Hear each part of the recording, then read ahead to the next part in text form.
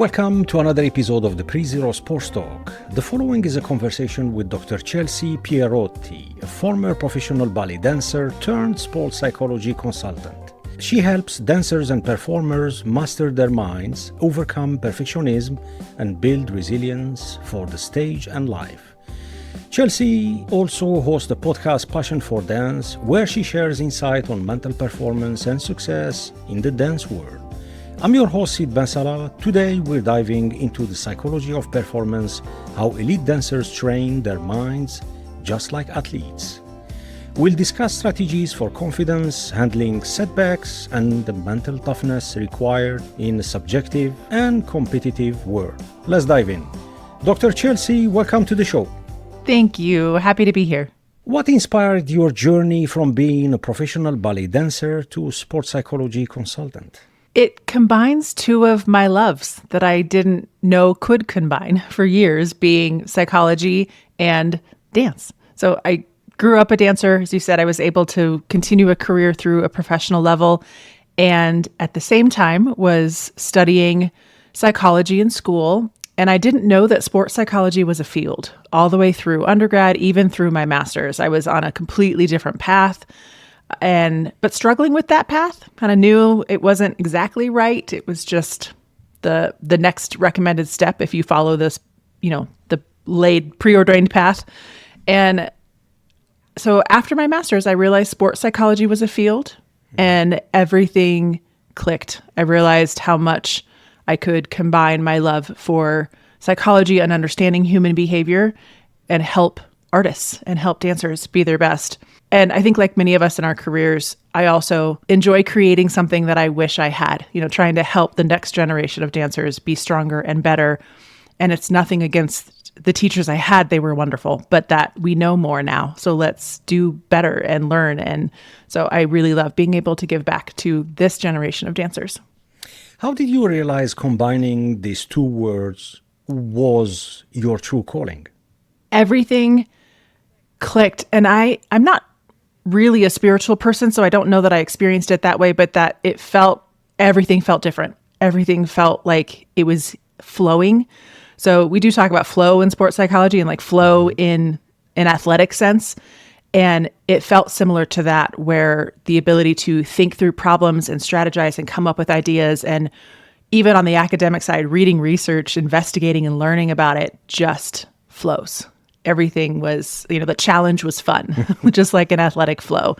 So I think that, internal recognition for me that like I could read about this and study this and talk about it all day. I'm like, okay, that's what it needs to be. Just the way sport used to feel, where you can train all day and even the hard part feels worth it. I'm very familiar with the mental training when it comes to elite athletes, but I need to be honest with you, I have no clue if dancers, they go on the same, or let's say, my main question is, how do mental training techniques for dancers compare to what we are used to with traditional athletes? I appreciate the question, and most people are not familiar. And that's why I love being able to talk about it like this. And at its core, it's the same. And there are subtle differences, but it truly is the same. It is still about pursuing athletic excellence. I've had lots of conversations about whether or not dance is a sport. And the short version of that is it depends. There is very competitive dance that is a sport in both the traditional definition of it and in any other way that you want to categorize it. But there's times when it's not a sport and it is pure art. But either way, whether it's a sport or an art, dancers are athletes. And so from a mental perspective, that athletic training is the same. And they come across the same, challenges with confidence and, negative self-talk. They come across, those challenges of perfectionism and self-doubt, just as any athlete might, no matter the level. So even from, young children trying to learn it all the way through the professional level, it's very similar. The subtleties that are different is that dance, when it is competitive, or when you're performing and you're kind of auditioning, you are at the mercy of another person's opinion. It is judged. It is subjective. But there are other sports where that is also true. So other more aesthetic sports, things like ice skating and diving, you can feel like it was your absolute best performance, and yet someone else is giving you a score. And even the most well-trained judges trying to be unbiased, they're still a human. So from that that psychology place, being able to train for this level of outcome that is not in your control, no matter how much you've trained and prepared for it, that end result is someone else's choice. Yeah. What's the most overlooked aspect of mental performance training in dance? The most overlooked? I think it's actually just simply the fact that you can. And I think so many people feel like, oh, if I have these negative thoughts, that's just who I am, or I'm just an anxious person, and that it's just who you are, without recognizing just as you train your athletic skill, you can train your mental skill.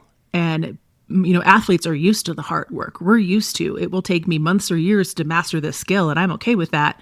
But we don't apply the same kind of resilience to mental training. It's not going to come easy the first day you learn about it, but if you keep working it, it'll get there.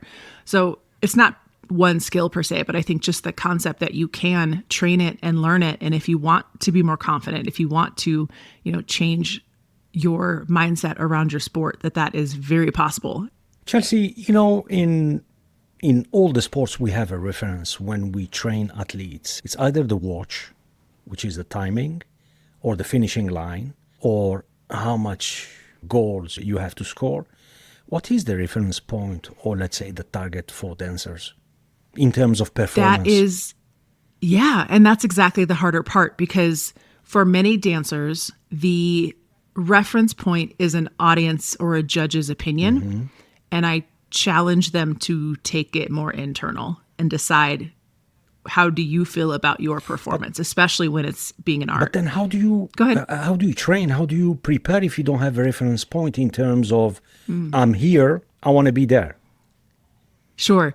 And this is true for any sport. You can have the outcome goal. You can know, I want to win this championship. I want to rank in the top 5.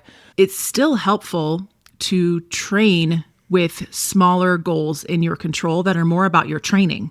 So how many days a week do you want to show up? Do you want to put a certain amount of time into this kind of training? Do you want to make sure you're actively reflecting on your training every week? Like setting goals that will help you reach that end, but all of those goals are in your control.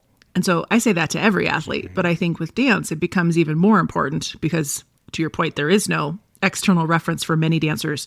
So it's knowing if you want to have the best possible performance on stage, which is a little more subjective and wishy-washy compared to you went faster than the person next to you.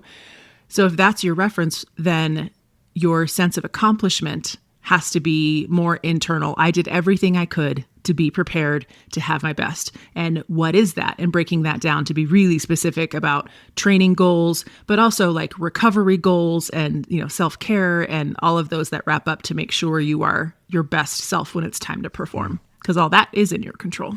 And as a reference point for our audience, how much time, how much hours they put, let's say top dancers, a week to be at the peak? Sure. I think it depends on the age and what you're talking about. So if there are dancers who are school age that are still in school, then I would say 25, 30, some of the top dancers will spend, if they're still in full-time school.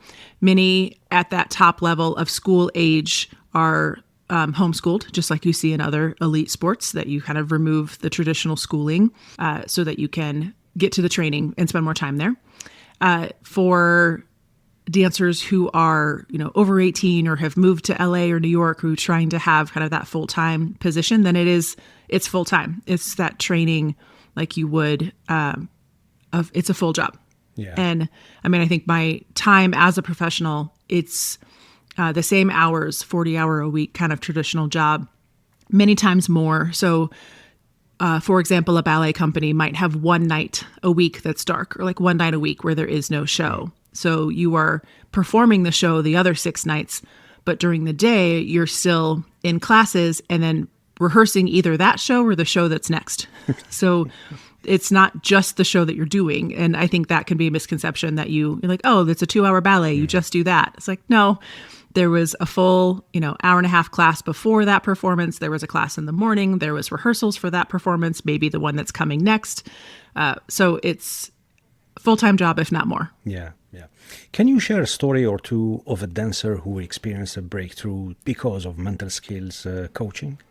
Oh, sure. So let me think of a specific one. I was talking with a dancer in high school, so young high school, probably around 14, who was struggling with that sense of never being good enough, never being the strongest. She was on a team and, made the team, but didn't feel like she could perform at the level of everybody else and was getting left behind. Mm-hmm. And so confidence was shaken and would get so nervous when it was time to perform that she often would make a big mistake. So we talked through some of what I was just saying about that reference of like success on stage can't be that you were perfect. And for many dancers, that's, especially young dancers, like I have to be perfect. Mm-hmm. And that pressure to be perfect gets in the way. It inevitably makes it worse. And so instead we kind of focus the training on you won't be perfect. That's okay. What happens when you're not? And so it's training for you make one small mistake or, you lose your balance just a hair and a judge may not even see it, but you feel it. How do you come back to the moment immediately? Dance doesn't get a restart. There's not a pause before the next play. There's no time for recomposure. You have to fix it immediately in the moment. And so it's rather than training to be perfect, we worked on the mindset of training to handle the unknown, training to handle when things are not exactly perfect so that your confidence is not about your ability to be perfect, but your confidence is I can handle whatever happens on stage. Mm-hmm.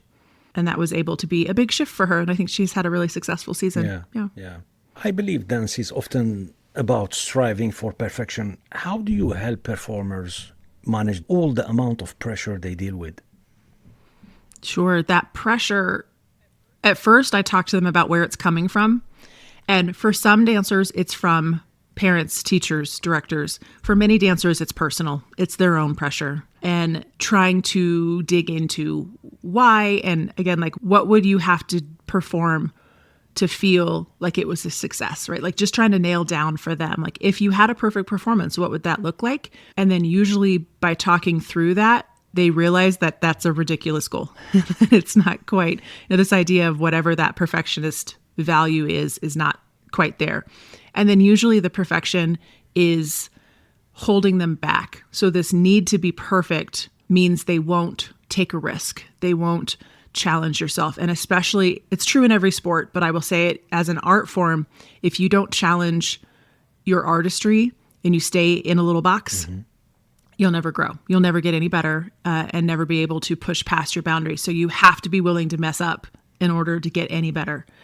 And so when we talk through what would be perfect and they realize that that's usually not feasible, then it's about what would, what do you want? Like what skill are you hoping to gain, or what role do you hope you could get in the ballet next year?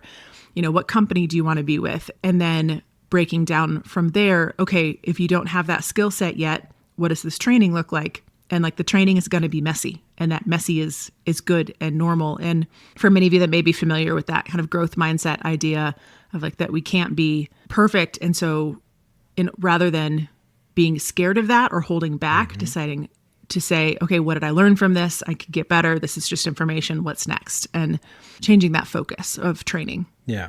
What kind of mental exercises can dancers use to build confidence before, let's say, a big performance? Yeah. So with building confidence, I always tell dancers that confidence comes from doing hard things, from being a little uncomfortable mm-hmm. and learning that you can handle it. And a lot of athletes will say like, oh, I'll be confident when I'm first, or I'll be confident when I beat this person. I'll be confident when I achieve this time. But then you're waiting for confidence to happen. And that's not really how it works. You have to build it and train it. And so instead training for doing things that are a little uncomfortable. So we'll talk about that. Like if you're taking class today, what is a challenge that makes you a little nervous, but you can go for it and you can try it, and just continually pushing that challenge and learning that you can handle that and learning that you're okay and you will continue to grow. And that confidence comes from that, doing that repetitively all the time.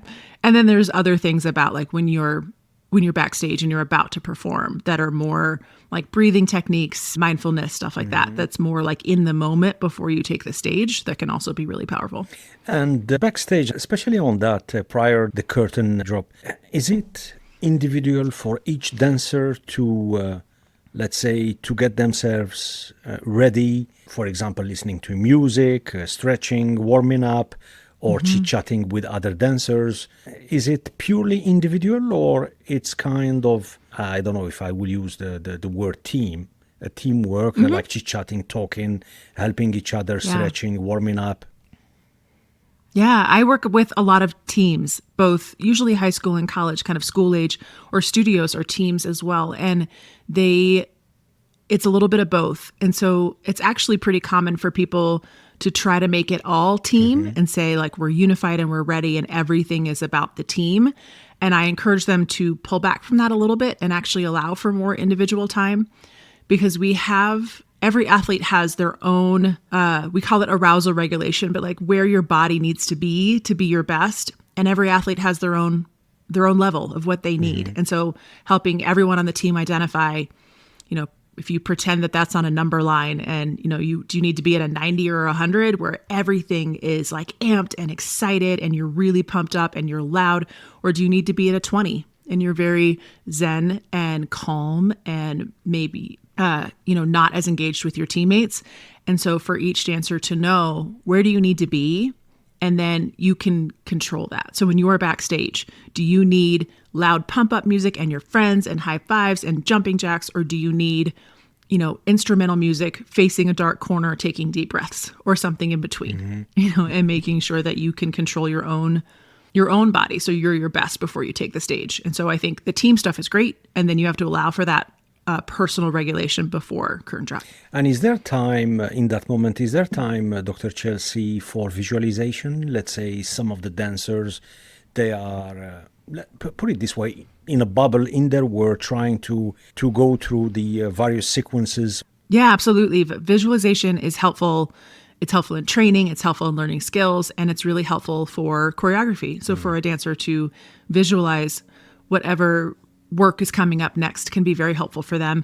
I know many dancers have that as part of their like pre-performance ritual, that they will close their eyes and walk through it a few times, or especially if there have been recent changes to the choreography. So if it's something that like you're trying to override some muscle memory, so reviewing changes that happened maybe that morning to make sure that you're ready to perform. But I think that visualization is a very good like centering tool and reviewing and making sure you're ready. It also has the emotional component.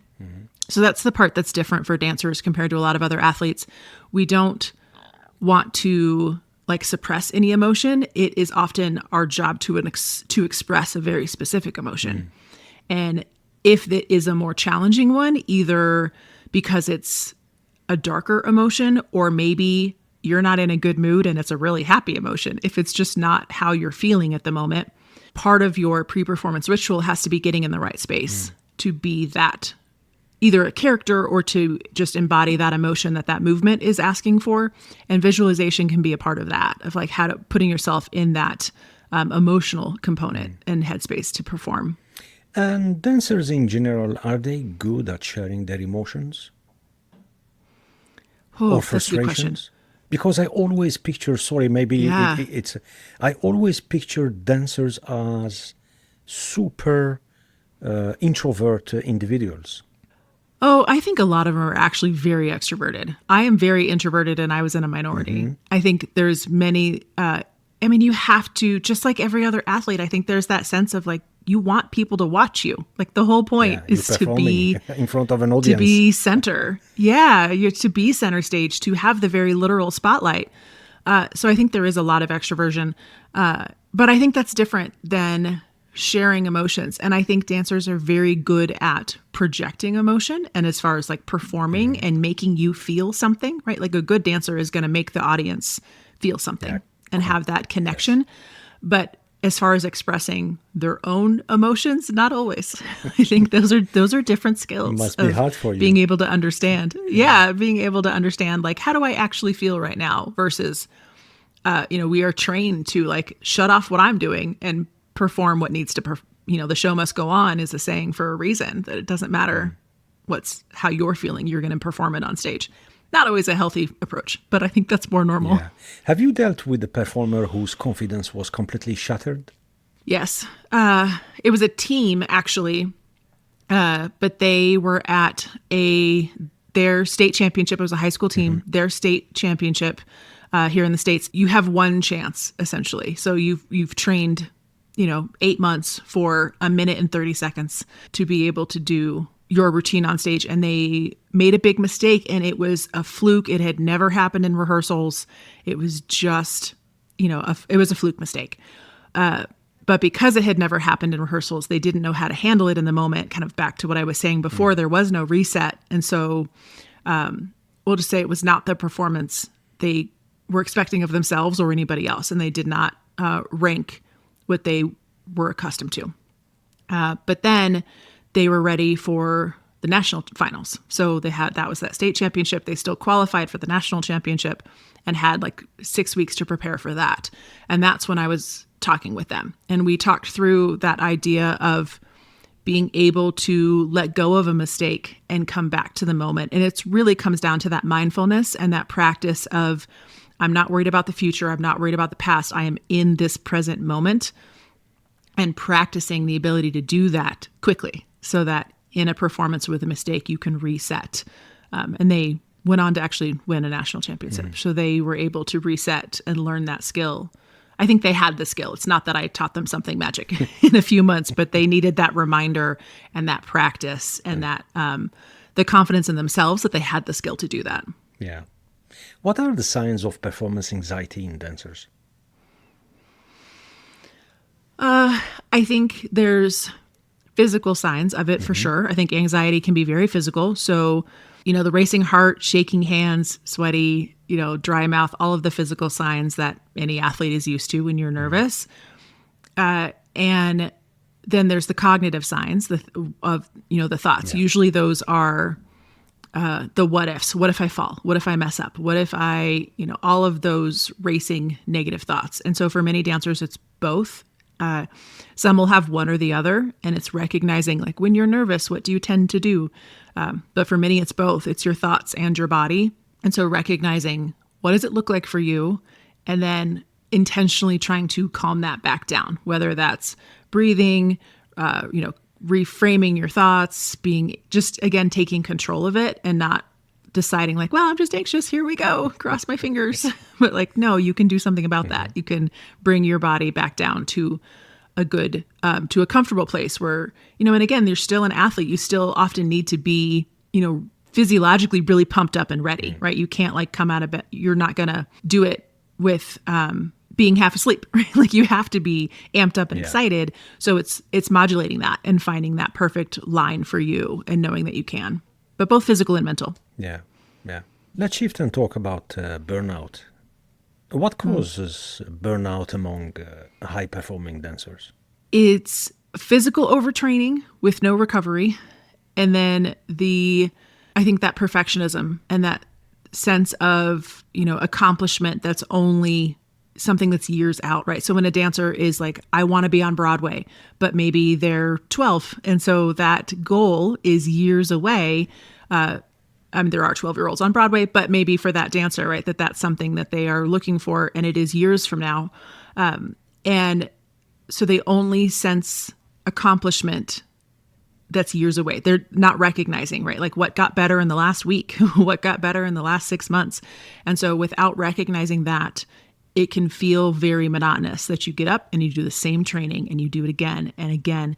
And, in like that, the ballet world, the most basic skills that you learn, I call it baby ballet, like that you learn when you're 3, you do the exact same skills at the bar in class for a professional audition. So it can get boring if you're not careful, honestly. Yeah. And like, yes, the artistry of it allows for so much more, but the training is hard and very physically demanding. And so if the outcome is too far away and or the physical training has no recovery, so not caring for your body with proper recovery so that you are able to train well and train carefully. And, burnout usually starts with injuries. It starts with physical injuries. And then that frustration around it. And then the third piece I would say is burnout happens when a dancer that is your whole identity. When I am a dancer and that's all I am. And it becomes consuming. And then you don't have any sense of self outside of that. And again, true for every athlete. If you don't have an identity outside of your sport, you get all consumed by it. And it's hard to have that distance of like, oh, I'm still a sister, a mother, a friend. I'm still someone who likes to cook. I'm still someone who likes to read. Like just having other things that you enjoy doing and pursuing that bring you joy outside of your sport. Yeah. How can dancers strike a balance between dedication and self-care? Oh, I love that question. Strike a balance, recognizing that there is a balance.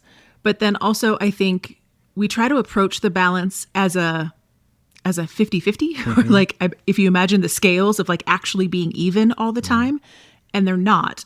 And so it's more both recognizing that there are seasons to that, that you may have more intense of that discipline training happening and then a break, allowing for true rest and making sure that happens, but not getting too far into like super intense training for long periods of time and then I'll take a week off. And like that doesn't really work. It has to be more, within a day or within a week, especially. And a lot of dancers, especially say you're in competition season at a studio. So you have like 4 months of competing almost every weekend. You have, a ballet that might be running for a few months and you're like, oh, I'll rest when this is over. It's like, that doesn't work. Finding ways to bring the rest as like a part of it. And I like that you actually said discipline and rest, because I think rest takes discipline. It takes intentional time to say, I'm going to put this aside. I'm going to care for my body in this way. I'm going to care for my relationships and my connections with other people and intentionally bringing that time in. And I think that takes discipline, because if we don't protect that time, it's so easy for your passion to come in. And it is a passion. And it's easy to let that overtake if you're not disciplined in how you care for yourself and your rest. Yeah. What steps can someone take when they feel completely drained and unmotivated? Pause and rest. Usually you're too far past burnout. So actually pause. But then I encourage internal reflection and taking time to go inward. And that can be just go on a walk and think. It can be writing something out in a journal.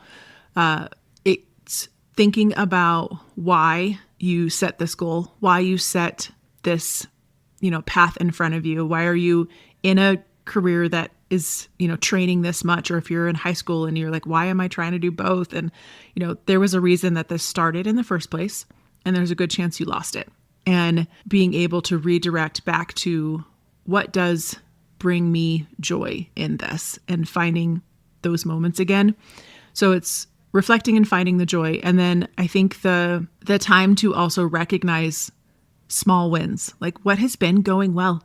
Because often when we're feeling unmotivated, we feel like, I'm not getting any better. Nothing is changing. I haven't, reached that goal. I just, it's not worth it.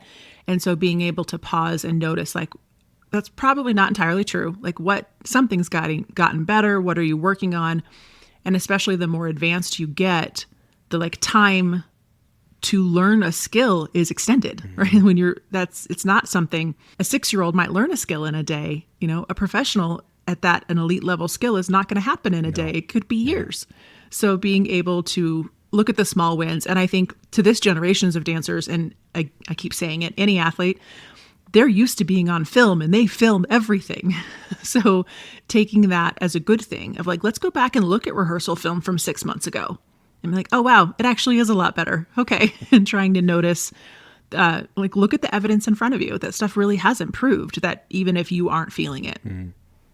It's funny, while you were talking, I'm trying to remember, and you spoke earlier about 3 years old. When it comes to youngsters, and we know that training, trying to do your best, learning and performing skills let's say on a weekly base, sometimes on a daily base. But with the youngsters, when it comes to parents, is there, do coaches or instructors draw a line? Because I must say, quite often for the little ones, sometimes it gets overwhelming, you know? They put pressure on themselves, which is normal, which is natural, because they want to improve, they want to learn, they want to train, etc., etc. We spoke earlier about what kind of references in terms of improving and doing better. But when you have constantly your parents behind, what's the relationship between the dance club or coach and the parents? Yeah. Overbearing sport parents are a problem in every sport. And it is no different in dance. And, they make whole TV shows about crazy dance moms. And it's so detrimental to the child. It's, most of them will burn out and quit before they've reached their peak, right? They can't, that is not sustainable from a young age. And kind of what I was saying about identity is it's teaching the child, usually when it's the crazy dance parent, that, I like the attention and affection is wrapped up in your success as a dancer. And to a 6-year-old, I get praise and love when I win. And like, that's then setting up for a fixed mindset. It's setting up for, I'm only good enough, I'm only worthy if I'm successful. And to many parents, they don't actually think that. Like, they actually think, I love you no matter what, but their actions are teaching them something else. And so to your question about the coaches, is there a line? Yes. And it's sometimes very hard to draw, but being able to talk to your dancers and then the young ones about like, what is our goal for competition today? What is going to help us feel successful today? And that they can control some of that narrative. You can't control what mom and dad are saying at home, but you can set the atmosphere within your team of, this is our definition of success. This is, how I expect you to work every day, what that work ethic looks like. And you can set those high standards and high expectations and push them, but still have that sense of, our collective success of like a championship that's not the only thing that makes you worth it. What makes you worth it is how you and just showing up and being here today. So it's kind of combating what might be happening at home. And then I've talked to a lot of coaches about setting boundaries with parents at the beginning of the season and really holding them, which is hard. And that can be boundaries around answering your phone or emails, at odd hours of the night, setting up very clear expectations for, etiquette and behavior at events. But ultimately, you can't control the parent. So I think what you can control is the coach. And me, when I coached for years, and being able to just say like, okay, in our little bubble, I can control what's happening in our bubble, in our rehearsal space. When we're at competition, their parents are not there. They took cell phones were gone too. We got rid of those. It's like, I don't want you texting mom right now. I don't want it. This is us in our bubble, and we're going to control that space for at least these few hours. And I think those boundaries can really help. Yeah. It feels like there is a lot of similarities with so many sports. Yeah. Oh, absolutely. I think it is more similar than not. Yeah. Unlike many sports, dance success is often subjective. How do you coach dancers to handle rejection?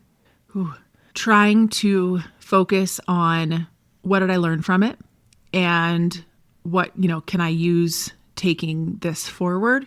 And am I proud of my own work today? So it's that internal sense of success that I've been kind of harping on. Like, did you show up and do your best at this audition? Did you have your best, competition? Was it your best possible performance? And if it wasn't, what happened? Like, what got in the way that you can control? So a lot of times we get really upset, like, oh, well, I didn't get that job. And sometimes, especially in dance, this is where the aesthetic stuff comes in. You may not get hired for a job because of your height, because of your body type, because they already have too many blondes and they need a brunette. Like and it has nothing to do with you. And there's nothing you can change. And it's better than it used to be as far as the aesthetics of that and the desire for diversity, but it's still there and it's still challenging. And I know I was talking to a male ballet dancer recently, and it's like, for him too, yes, there are fewer men in the ballet space, but height becomes really important because if they have their principal female dancer, the principal male dancer has to match height with her in shoes. So it just becomes, it's not about you. So separating what about this rejection might have nothing to do with you. And then if there was something that you could have done better or that you've learned from that, then what is that? Let's carry that forward. And maybe there was something about how you trained that you can change, or you can take that feedback and say, okay, these 3 things were good. This is something the judges think I can work on. I'm going to add that to a training goal this week. Just being able to focus on, maybe it was preparation. Maybe you didn't sleep well, and so you need to put your phone in the other room. Maybe you didn't pack good snacks, and so you were just low energy by the end of the day. Like it can be training and actual physical skill, and it can be your preparation. So separating what's in your control and what's not, and then whatever is in your control after that rejection, turning that into an actual goal that you can work on moving forward. Interesting. There is often confusion between mental health and mental toughness. How do you define the difference? Thank you for asking. I've been talking about this all over the place because they're so different and they are so conflated. So mental health broadly is your overall sense of well-being. And so it's not just, being happy or being sad, right? That overall sense of self and sense of well-being. And so that is more traditional mental health disorders come from. So if your mental health is low, if that sense of well-being is low, that's where you may have people who experience depression or anxiety or substance use or some sort of clinical disorder. Mental toughness is your ability to understand and regulate your emotions so that you can show up as your best. So it's understanding what's happening emotionally and then being able to kind of regulate and control it and not let it get in the way. And what happens is dancers feel often, if I'm really anxious, I'm so nervous, that they have an anxiety disorder, or they're like, oh, I'm so sad, or I'm just having a bad day. And then it becomes like, I'm worried about depression, or coaches are worried about it. I can't challenge them at all because they'll just be so sad. I can't hurt their feelings. And being able to separate, like you can build mental toughness, you can understand your emotions and work to be better while also protecting mental health. Like you don't have to challenge and push an athlete in a way that's going to harm them. It's just holding that high standard with that care and that belief that you can be there. So I don't want to go on a rant, that they're separate and 2 different things. And also people who have a mental health disorder can train their mental toughness, that you can have both. And just if you are someone suffering with a mental health disorder, you can still train mental toughness. And there are so many, especially at the Olympic level and like elite college and pros who have openly disclosed a mental health disorder and are still incredibly mentally tough athletes. So you can still train your mental toughness while protecting mental health. And on that, what's the common myth about mental toughness that you would like to debunk? A myth about mental toughness, that some people have it and some people don't. I think we kind of believe that like maybe you're a mentally tough person or you're just not. And I see it as any other skill. And, maybe it's a skill that, you don't know how to do yet, but you can get there. And just as you learn whatever physical skill in your sport, just as you learn, normal adulting skills, you got to learn how to cook, you got to learn how to learn how to drive, those skills it's still something you can train. It will come more naturally to some people. Personality and genetics and all of that still matter. But it's not that you either have it or you don't. You can train it. And if you want it and you want to work on it, then that's a choice. And you can build it as much as you want. How do mental training principles apply beyond performing arts? Oh, it's everything beyond performing arts. And to every athlete, including dancers, like I think what you learn from sport carries to the rest of your life. And often it is, the mental toughness skills of, I'm really upset or there's a big rejection moment, and learning how to handle that. Because then outside of the arts, you go to your first job interview and it doesn't go well. You are really nervous to ask somebody out. Like it's everywhere in life where something is going to feel scary. Something's going to challenge you. And it's the ability to say, yes, this is scary, but I can do this. I can use my skills. I can train for it. I can practice. I can gather more information and learn, like whatever is relevant, that you can handle that hard thing. And I think that's the ultimate gift of sport is you learn to handle hard things. And that is just life in every other context, whether you're like sport or performing arts. The rest of life has hard things. Yeah. You just learn how to handle them. Yeah. Have you worked with clients or athletes, dancers outside of dance who found value in your techniques? I personally haven't a whole lot out of choice. So I've had some invitations to work with other athletes and just my own practice and how much time I have. I haven't done much outside of dance. There are many mental performance consultants who work across sports. And again, as I hope you've heard, that like it is the same skill set. It works in a lot of ways. The only exception is I worked with some artistic swimmers, Okay. And that was really, really fun for me to be able to talk to them. And I think they found a lot of value in kind of, it's the same idea. It's the choreography and the training and the teamwork involved. And again, years and years of training for 2 minutes to be able to be scored to see whatever happens. So I was working with them some, so a little bit, but mostly I choose to stick with And when you dancers. work with the dancers or the artistic swimmers, usually are the individuals or together with the coach, their parents maybe? I personally tend to do more team with coaches.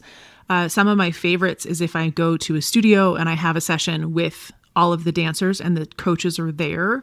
And then I stay, and the next hour I talk to all the parents. And, being able to talk to the parents about this is what we did, this is what we said, this is what's come up. Again, to your point, well-meaning parents are often making things worse. So, if I talk to the dancers about, what's getting in the way of you performing well, like mentally and physically, what's getting in the way of you having your best performance? And inevitably, comparison comes up. And parents feed into that of like, well, why is she in front and you're not? Or, oh, you're against that same dancer again this year. Like, let's, you're going to beat her. And I think they think they're being encouraging. But so I love doing sessions when I can check in with parents about how, again, everybody's on the same page. Everybody wants to help that dancer be their best. So being able to bring them into the conversation really helps. So I often work with full teams, including coaches, because that's where my own kind of years of experience lies as well. And I like the team element to things where everyone has to execute their part in order for this to go well. And I think the team dynamics and, leadership and all of that plays into it too. So I enjoy the team side. And who first get in touch or who flag the issue? Is it the coach, the parent, or the dancer themselves they get in touch? Or? It's usually coaches, sometimes parents. So I will definitely have parents reaching out saying that they're worried about their child or, they just made a mistake on stage and now they're terrified to compete again. So I definitely hear from parents as well. But I hear from dancers usually through social media, right? Just reaching this generation where they are, where they will connect and ask questions or kind of reach out that way. But services wise, yes, it's usually coming from the coach or the studio owner. And what trends do you see shaping mental performance training for dancers? I see trends of its acceptance, which I'm excited about. I think kind of what I said earlier about the show must go on. There is a stigma against mental health everywhere still. And so being able to, again, separate that of like, we can train this mental toughness and mental skills. And if you're working on your mental skills, that doesn't mean there's anything wrong with you. And even if you do have a diagnosis, that is a separate thing that I hope you were getting care for, but we can still train mental toughness. So I used to have to explain what mental skills even are or why they matter. And I think as a trend, I don't have to explain that so much anymore. I think there's this understanding that you can train confidence, that I can work on mindfulness, that I can learn to have better self-talk. And so there's a greater acceptance of it. The challenge we're at now is the acceptance of it is translated to wanting the quick fix. Like, okay, can you do a 1 hour session on confidence? And then I was like, they're not going to magically be better humans in an hour. There's no magic buttons. No, and it usually, if then I orient it just like physical training. I'm like, if you brought in a brand new skill and had an expert come in for an hour to teach it, would they have it mastered? They're like, oh, well, no. I'm like, but you'd have the foundation and you can continue to work it. And like, it's the same setup. So the trend of acceptance is good, but now we got to work on the understanding of the level of discipline and training it takes matches physical training. And what advice would you give folks that have a hard time to admit they need help? I usually will ask them something about their own personal values, what matters to them, and outside of their sport, just kind of broadly as a person, what's important to you, and then being able to think about like, okay, what actions and thoughts help you live in those values, helps you be that person, and what gets in the way. And so often when you highlight that, there's at least that sense of, okay, well, I want to be someone who is, reliable, who is disciplined, who always shows up to training every day, who always gives my best. It's like, but what gets in the way? Well, sometimes I'm not very motivated, or sometimes I'm down on myself after yesterday's training and I don't want to go. And so kind of highlighting for everybody, there's a gap between this ideal value of who you want to be and what's happening. And so highlighting that there's a gap there. And if you're open to it, this training could help. Yeah. Great. Now it's time for our lightning round. Okay. Let's do it. Okay. Tea or coffee? Oh, coffee. Lots and lots of coffee. You need caffeine to function. Yes. A book that changed your life? Oh gosh, there are a lot. I'm an avid reader, so that's a really hard question. Mm-hmm. I think early coaching days, reading kind of traditional coaching biographies. Mm-hmm. So John Wooden is kind of the classic Coach John Wooden. Coach John Pyramid, Wooden. I read the Pyramid of Success. The Pyramid. I read his work when I didn't yet know sports psychology was a field. I was just a really young coach. I started coaching a high school team when I was 20. That was a terrible idea, but somebody decided that I could do that. Mm-hmm. And I think because of how old I was and what I was trying to learn, his work really shaped how I approach coaching before I realized that there was, this whole field. And with him, it was also Pat Summitt's book, who's a female basketball coach from the University of Tennessee. And her work, similarly, both of their books changed my view of coaching, which led me to sports psychology as a field. So I think if I think about the trajectory of my life, that shifted it. Interesting. You should get the book of John Vallely. He played back then at UCLA under Coach John Wooden.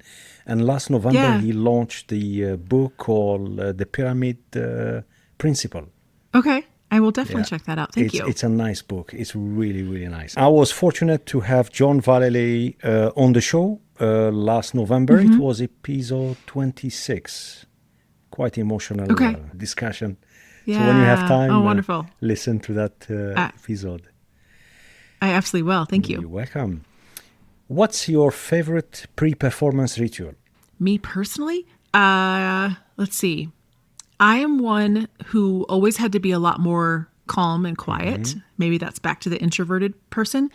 So I would excuse myself from the chaos a lot of times, from people talking, and I would be alone. And I have a series of like 4 or 5 stretches. And again, my body is warm and I'm ready. Mm-hmm. It just feels nice that there's these series of about 4 stretches that I would take a few deep breaths and do those same stretches right before going on. That was my kind of centering moment. Mm-hmm. Dream travel destination? Oh, anywhere in Italy. I've been to parts of it, but I think I have that family heritage there and just love the country. So anywhere in Italy. Yeah. And what do you love about Italy? Beside of the weather, beside of the... it's like the weather, the wine, the history. The people. They're so kind and wonderful everywhere. I think just honestly, as as an American, there's so many European countries that I have had the chance to visit a few and not enough. And I love history. I love that rich understanding of humans. And that's the psychology piece too, of like, why are we who we are? And I think you can't look at that without looking at history. So there are so many places of just the rich history everywhere. And that the US doesn't quite have that I love exploring and looking at. And your choice, Italy, it's fantastic. Yeah. What's your favorite way to unwind after a busy day or a busy week? I read for pleasure, and I read a lot, and it's the best unwind. So I alternate between like thriller, true crimes, and rom-coms. So I always have at least one of those going, and it's my favorite unwind. Yeah. Get ready for the day or get ready for the night. What's the most challenging choreography you've ever learned? Ooh. Wow. I don't know. This is not much of a lightning round. Let's see. I think there was one. I was an apprentice for a professional company, which means I was in high school and I was living with them all summer to kind of train for the company before going back to school. And we did Don Quixote, which is just really like fast and crisp. Okay. And my personal style is much more like fluid and kind of a lyrical, slower aesthetic, and that like sharp, crisp style and the character of it. It's kind of sassy, and it just was outside of all of my comfort zones. So that one was really challenging, but the Don Q variation is really fun. Yeah. Thanks for sharing. What's the best advice you've ever received? It's become my own personal mantra now of control the controllables. And it's how I approach most challenges now, of like, I alluded to it a little bit earlier. What's in my control? If it's in my control, what can I do to change it? And if it's not in my control, I have to let it go. A hobby or interest you have that might surprise people? I already said reading. What surprises people? I don't know if it was surprising per se, but so I'm in Colorado and I grew up here. So I love backpacking, like backcountry, take everything on your pack and disappear for a few days. And that kind of connection with nature. I will say with young children, that hasn't happened as much as it did before. They're old enough now that we can like spend one night at least, and looking to do more of that this summer. So I think growing up at the base of the Rocky Mountains, that has been a big part of my life, of just getting out and being in nature, unplug, all of that. Yeah. If you could have a dinner with a historical figure, who will it be? Oh, I guess I'll just say the first person that came to mind was Maya Angelou. I think some of her writing has been very influential to me in my focus as a coach, as a leader, as a mother. I look to her work often. So, yeah. What song instantly puts you in a good mood? 90s pop. That's just who I am. That's silly. I just grew up like anything that has a really good dance beat. So sometimes that's more hip hop, sometimes it's pop, sometimes it's just that groove. I don't have a specific song. Not as musical as you might expect for someone who's a dancer. Like I don't listen to it often, honestly. I listen to podcasts or read. But anything with a good dance beat will put me in a good mood. Great. And finally, piece of advice to our listeners on any topic. Let's see. I think I'll circle back to that values conversation, that if you have never spent time to reflect on your values, no matter how old you are, it's always a good practice. And if you have, come back to them, because your values will change in your life. And I think sometimes we get stuck in what we thought were our values at one phase of life and haven't given a chance to circle back to it, to see where you're at now. So take time to consider your personal values so that you can align your work and your free time and align your life around those. Fantastic. Dr. Chelsea Pierotti, thank you so much for joining us today. It's been an absolute Thank you pleasure. so much for having me. Yeah, it was really fun. Thank you. And before we wrap up, can you just tell our listeners where they can contact you, learn more about your work, or just connect online? Sure. So if you are in the performing arts space at all, my podcast is Passion for Dance. Otherwise, I'm on Instagram, dr.chelsea.pierotti.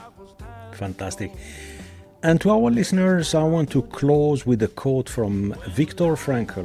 When we are no longer able to change a situation, we are challenged to change ourselves. The mental strength you teach dancers is something we can all learn from. Thank you for listening. If you enjoyed this episode, don't forget to rate, review, and subscribe. And we have more for you. You can now watch our full episodes on YouTube and Spotify. Until next time, stay curious, stay inspired, and keep making an impact. Take care.